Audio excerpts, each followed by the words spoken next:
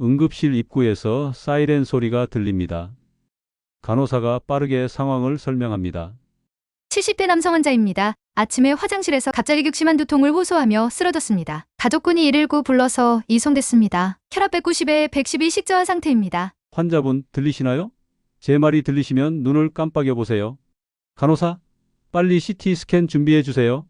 동공 반응 확인하고 기도 확보해 주세요. 뇌지 주막하 출혈 가능성이 높습니다. CT 결과를 확인하자마자 저는 판단을 내립니다. 뇌동맥류 파열로 인한 뇌지 주막하 출혈입니다. 즉시 수술 준비해 주세요.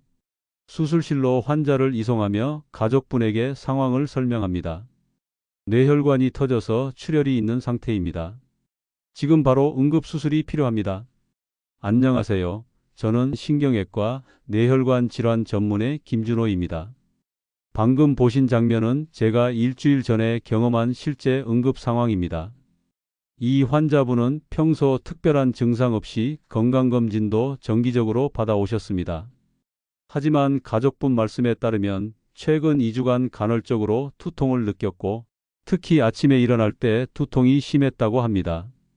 이것이 바로 뇌가 보내는 위험한 신호였던 겁니다. 제가 오늘 여러분께 말씀드리고 싶은 것은 바로 이겁니다. 뇌졸중은 갑자기 찾아오는 것처럼 보이지만 사실 우리 뇌는 미리 여러 가지 신호를 보내고 있습니다. 이 영상을 끝까지 보시면 뇌졸중의 전조 증상들을 상세히 알려드리겠습니다. 무료 구독과 좋아요는 큰 힘이 됩니다. 저도 많은 무서운 병들이 있지만 그 중에서도 가장 무서운 것을 꼽으라면 뇌졸중입니다. 제가 매일 보는 환자들이지만 저조차도 가장 걸리고 싶지 않은 병입니다. 세계적으로 3대 사망 원인을 뽑으면 첫 번째가 암이고 두 번째와 세 번째가 심장병과 뇌졸중입니다. 뇌혈관 질환, 뇌졸중의 가장 큰 특징은 자각 증상이 없다는 것입니다. 이 영상을 통해 여러분은 1. 뇌졸중이 보내는 5가지 위험 신호를 알게 됩니다. 2. 이상 증상이 있을 때 즉시 확인할 수 있는 자가진단법을 배웁니다. 3. 뇌졸중 발생 시 골든타임 행동 요령을 숙지하게 됩니다. 4. 전문의들이 실제로 실천하는 예방법을 알게 됩니다. 5. 가족의 생명을 구할 수 있는 핵심 지식을 얻게 됩니다. 이 영상을 끝까지 보시고 구독과 좋아요 부탁드립니다. 여러분의 한 번의 클릭이 여러분과 가족의 건강을 지키는 첫걸음이 될 수 있습니다. 뇌졸중 예방 가이드 당신의 뇌가 보내는 위험한 신호들. 최근에 제 가까운 지인 사례를 말씀드리겠습니다. 30대 초반의 젊은 남성분이었습니다. 평소 건강하고 질병이 없는 분이었습니다. 서울로 돌아오는 길에 갑자기 운전 중에 한쪽 팔에 힘이 빠지는 증상을 느꼈습니다. 이상하다고 생각해서 본인이 직접 차를 몰고 가까운 병원 응급실로 갔는데 차에서 내려 응급실로 가다가 그만 쓰러지고 말았습니다. 병원에서 검사 결과 뇌졸중 중에서도 혈관이 터지는 뇌출혈이 발생한 것이었습니다. 이분에게 생긴 뇌출혈은 뇌 안에 있는 작은 미세혈관이 파열되면서 발생한 것이었습니다. 이런 경우는 미리 MRI를 찍어도 예측하기 어려운 병입니다. 이렇게 갑작스럽고 황당한 일이 생기는 것이 바로 뇌졸중입니다. 그리고 이런 병은 누구에게도 예외가 없다는 것이 가장 무서운 점입니다.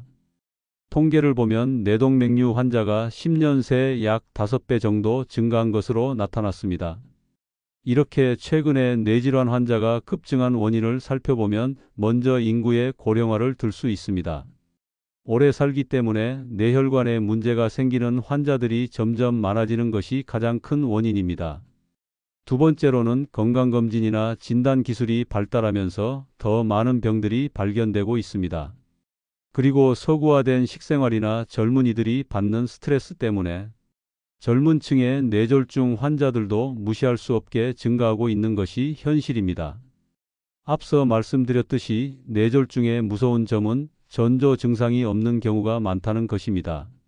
하지만 가만히 살펴보면 뇌가 보내는 위험한 신호 증상들이 있을 수 있습니다.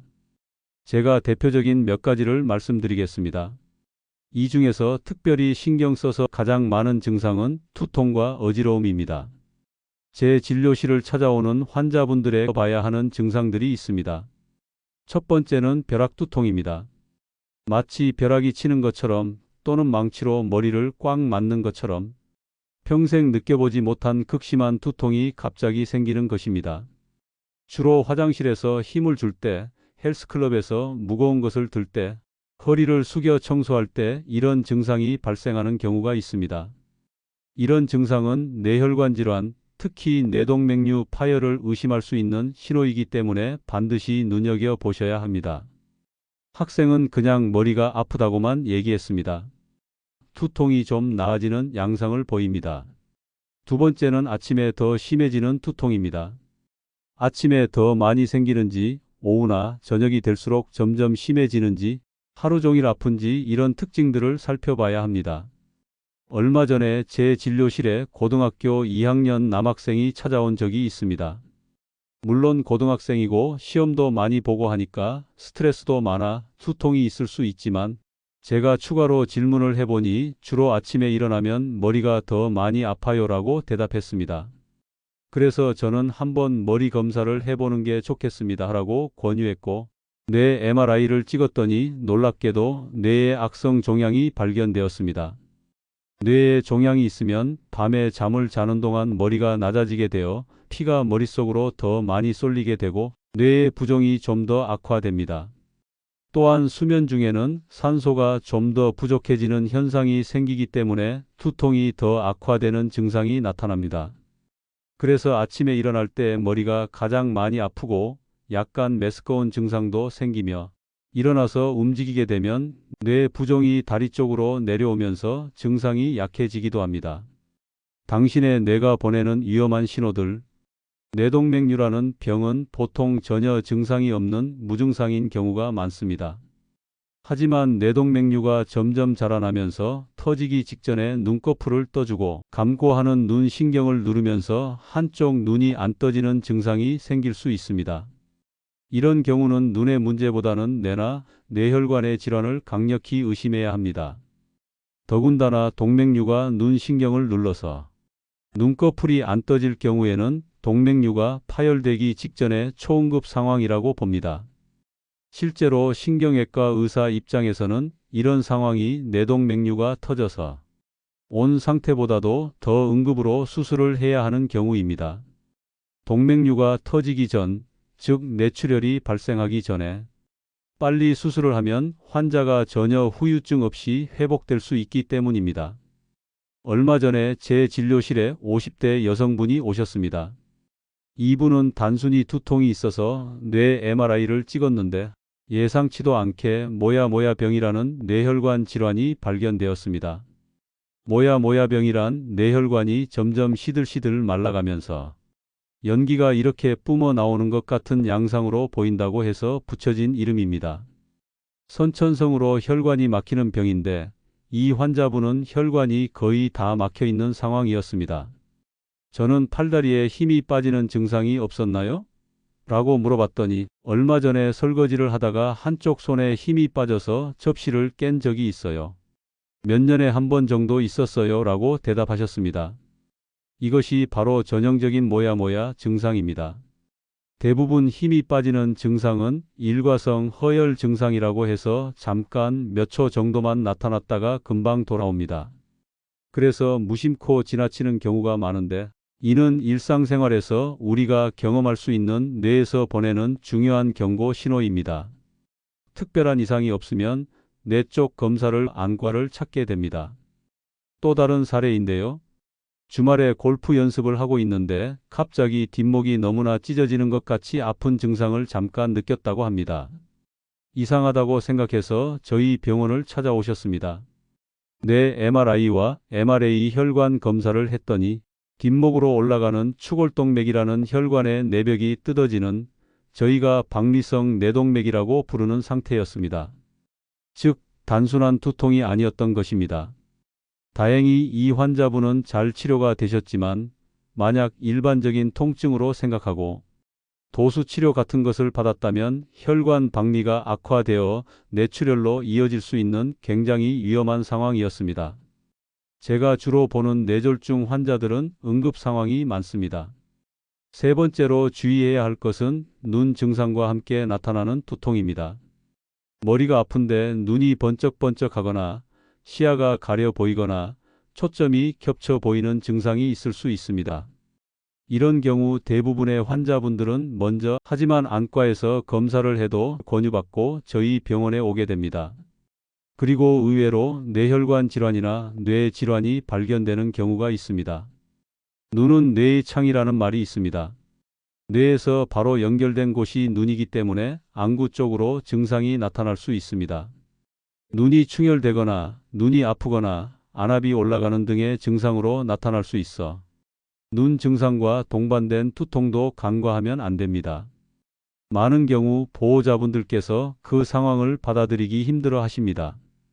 저희는 혈압도 없었고 당뇨도 없었고 기저질환도 없었고 해마다 건강검진을 한 번도 빼먹은 적이 없었는데 어떻게 이런 일이? 이런 말씀을 많이 하시는데 사실 일반 건강검진에서는 내시경, 피검사, 복부 초음파 검사 등을 하지만 뇌 검사 항목을 추가하지 않는 한 뇌졸중을 미리 발견하기는 어렵습니다. 수면 중에 밤에 잠을 깰 정도로 머리가 아프거나 주로 아침에 일어났을 때 머리가 가장 많이 아프다면 일반 두통과는 다른 가능성을 고려해야 합니다. 해시태그 뇌졸중 예방 가이드 당신의 뇌가 보내는 위험한 신호들. 많은 분들이 CT와 MRI의 차이점을 궁금해 하십니다. CT는 빠르게 뇌를 촬영할 수 있어서 응급 상황에서 주로 사용합니다. 특히 뇌에 출혈이 있는지 빠르게 확인할 수 있습니다. 하지만 세밀한 뇌 상태나 작은 혈관 문제를 보기에는 한계가 있습니다. 반면에 MRI는 좀 더 자세하게 뇌 상태를 볼 수 있습니다. 뇌 조직의 상태를 세밀하게 확인할 수 있고 MRA라는 혈관 촬영 방법을 함께하면 뇌 혈관의 상태까지 자세히 볼 수 있습니다. 그래서 뇌를 제대로 검사하려면 MRI와 MRA를 함께 찍는 것이 좋습니다. 최근에는 많은 환자분들이 뇌 검사를 하다가 우연히 뇌동맥류라는 것이 발견되는 경우가 늘고 있습니다. 뇌동맥류는 뇌혈관이 부풀어 오른 상태인데 이것이 터지면 심각한 뇌출혈로 이어질 수 있습니다. 뇌동맥류는 생각보다 흔합니다. 그래서 MRI를 찍으면 의외로 자주 발견됩니다. 그럼 뇌동맥류가 발견되면 어떻게 해야 할까요?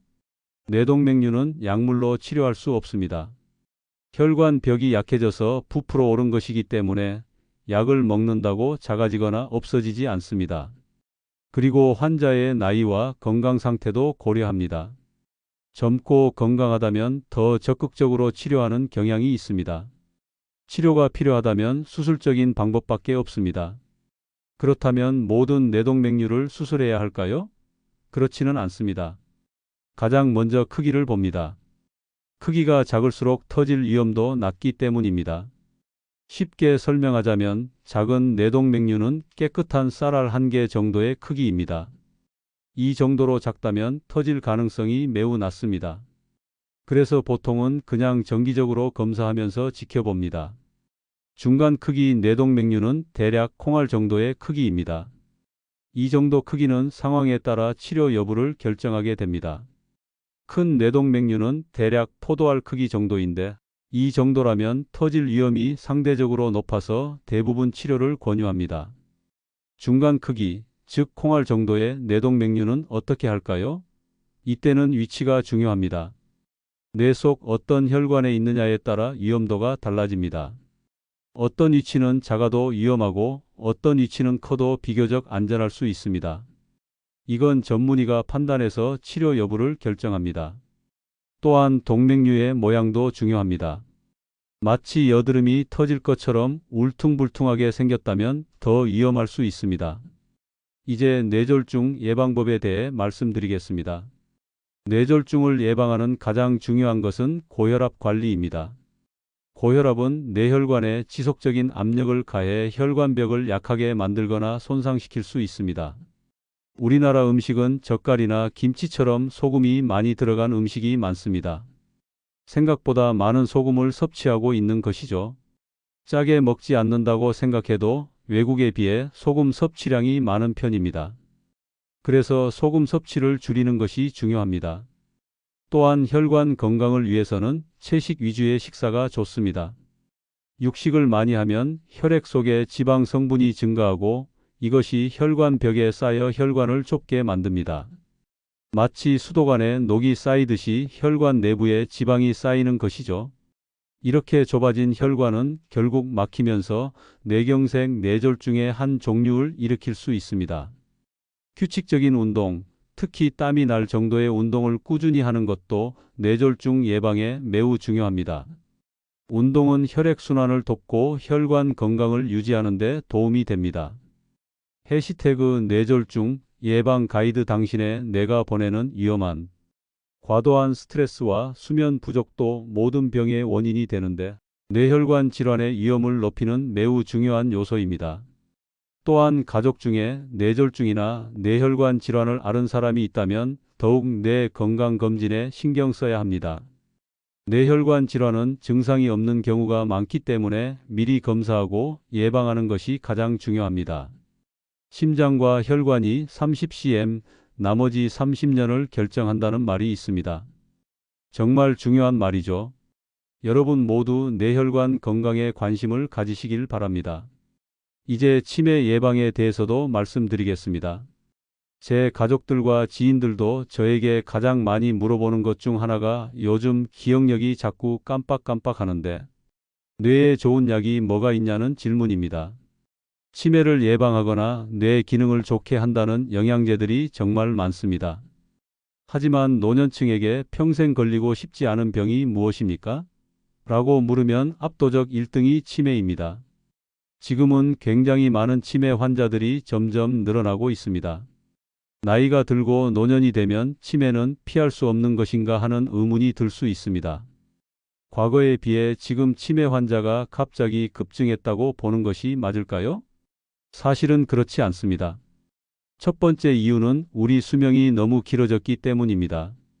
제가 어렸을 때만 해도 환갑잔치라는 것이 있었습니다. 60세가 되면 어느 정도 수명을 충분히 살았다고 보던 시절이 있었죠. 하지만 지금은 어떻습니까? 제 진료실만 해도 90세가 넘으신 분들이 본인 스스로 아무런 도움 없이 외래를 오셔서 약을 타시고 진료를 보는 모습을 어렵지 않게 볼 수 있습니다. 말 그대로 100세 시대가 아니라 특별한 병이 없으면 100세 정도까지 사는 것이 이상하지 않은 시대가 되었습니다. 하지만 우리 뇌 세포도 나이가 들고 점점 노화가 되면 기능이 떨어지게 됩니다. 대표적인 것이 기억력과 생각하는 능력이 떨어지는 치매 증상이죠. 치매와 노화는 어느 정도 함께 가는 부분이라고 말씀드릴 수 있습니다. 의학적 증거에 기반하면 만약 어떤 약이나 물질이 치매를 확실하게 예방하거나 치료할 수 있다면 그것은 전문 의약품으로 분류되어 의사들이 병원에서 처방할 것입니다. 하지만 보통 많은 광고에 나오는 약들은 건강기능식품으로 분류된 것들입니다. 이런 건강기능식품들의 효과는 객관적인 증거가 부족한 경우가 많습니다. 그래서 제가 권해드리고 싶은 것은 돈 들이지 않고 얻을 수 있는 천연 치매 예방약입니다. 그것은 바로 BDNF라는 물질입니다. 쉽게 말해 뇌에서 나오는 신경 촉진 물질인데요. 이 물질은 뇌 세포를 건강하게 유지하고 뇌 세포 간의 연결을 강화해 줍니다. 뇌는 수많은 신경 세포들로 이루어져 있고 이 세포들은 서로 연결되어 있습니다. 이 연결이 많을수록 그리고 강할수록 뇌 기능이 좋아집니다. BDNF는 이 연결을 강화해주고 새로운 연결을 만들어주는 역할을 합니다. 예전에는 뇌 세포나 세포 간 연결은 나이가 들면서 줄어들기만 하는 것으로 알려졌는데요. BDNF라는 물질이 이 연결망을 더 활성화해 준다는 것이 밝혀졌습니다. 연결이 잘 되니까 기억력도 좋아지고 생각하는 능력도 유지할 수 있게 됩니다. 그런데 이 BDNF라는 물질은 어떤 때에 많이 생길까요? 바로 근력 운동을 함께하는 유산소 운동을 할 때 많이 생기는 것으로 연구 결과 밝혀졌습니다. 운동 중에서도 대표적으로 걷는 운동을 많이 하시죠. 걷는 것은 물론 좋습니다. 안 걷는 것보다는 걷는 것이 훨씬 좋고 걸으면서 대화도 하고 스트레스도 풀리고 건강에 매우 좋습니다. 다만 BDNF 측면에서 보면 천천히 걸을 때보다 심장이 빠르게 뛰고 약간 땀이 날 정도로 강도 높은 운동을 했을 때 BDNF가 훨씬 많이 나오는 것으로 밝혀졌습니다. 그래서 저는 가능하다면 조금 빠르게 걷기, 달리기나 실내 자전거 같은 운동을 권해드립니다. 물론 관절이 좋지 않거나 건강상 이유로 이런 운동이 어려운 분들도 계십니다. 그럴 때는 무리하지 않는 범위 내에서 할 수 있는 운동을 하시면 됩니다. 여러 광고에 너무 현혹되지 마시고 가장 좋은 치매 예방약은 내 몸에서, 내 뇌에서 나온다고 생각하시고 꾸준한 운동을 하시는 것이 중요합니다. 여러분, 오늘 영상이 도움이 되셨나요? 영상에서 설명드린 뇌졸중의 경고 신호들 중 혹시 경험해 보신 것이 있으신가요? 또는 가족 중에 이런 증상을 보이는 분이 계신가요? 댓글로 여러분의 경험이나 질문을 남겨주세요. 다음 영상에서는 치매 예방을 위한 구체적인 음식과 생활 습관에 대해 더 자세히 알려드리겠습니다. 지금 바로 구독과 좋아요, 알림 설정을 해두시면 놓치지 않고 보실 수 있습니다. 여러분의 뇌 건강을 진심으로 응원합니다. 감사합니다.